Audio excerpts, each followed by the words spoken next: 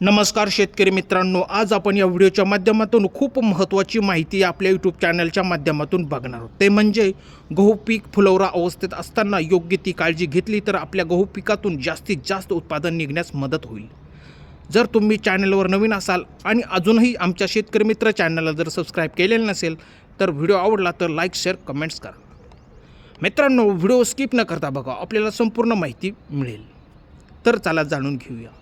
आज आहे 14 जानेवारी, मकर संक्रांती। सर्व बांधवांना मकर संक्रांतीच्या हार्दिक शुभेच्छा। तिळगुळ घ्या, गोड गोड बोला। तुम्ही बघू शकता, गहू पिकाला खूप मोठ्या प्रमाणात ओंबी म्हणजेच पूर्णपणे निसवलेला असून त्यावर खूप मोठ्या प्रमाणात फुलवरा दिसत आहे। याची योग्य वेळी काळजी जर घेतली तर आपल्याला या पिकातून सरासरीपेक्षा जास्त उत्पादन घेता येते। या अवस्थेमध्ये दाणे भरण्याची प्रक्रिया चालू असून त्याचबरोबर फुलवरा असताना परागीभवन मोठ्या प्रमाणात होते। त्यामुळे या वेळेत कोणत्याही फवारण्या करू नयेत, कारण हे परागीभवन होते ते योग्य प्रमाणावर होत नाही। त्यामुळे ही महत्त्वाची काळजी घेणे खूप गरजेचे असते। फुलवरा असताना पाणी वेळोवेळी देणे खूप गरजेचे असते। त्यामध्ये जास्त ताण पडू देऊ नये, त्याचा उत्पादनावर खूप मोठ्या प्रमाणात परिणाम होऊ शकतो। पाणी देताना तुम्ही स्प्रिंकलर बसवलेले असेल तर त्याने या वेळेत पाणी देऊ नका, कारण याला फुलवरा आलेला असतो।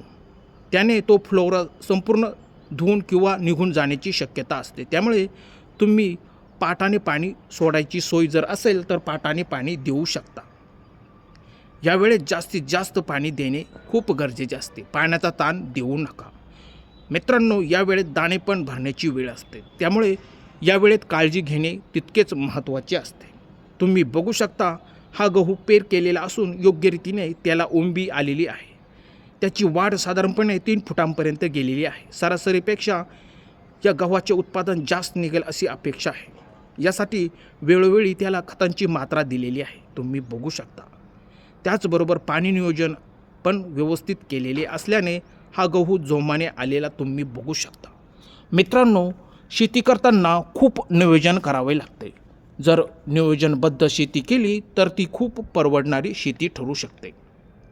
मित्रांनो, त्याचबरोबर फवारणी नियोजन तर आपली ही शेती केली तर परवडणारी शेती ठरू शकते। फवारणी नियोजन तितकेच महत्त्वाचे असते।